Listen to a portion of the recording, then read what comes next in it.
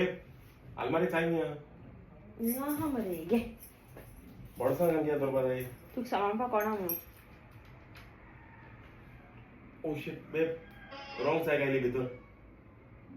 तुका एक काम सारखे जाय ना न्हू हांव कोत न्हू पोकोड घेवन काटारा पकोडू हय तू सुटला काय तकले न्हू पोकोड घेवन पाको काडपा रोखडी एल्डन जावपा ना पकोड घेन एल्डन आयक मोठोच आयक एल्डन आयक मोठोली एल्डन तू आयकत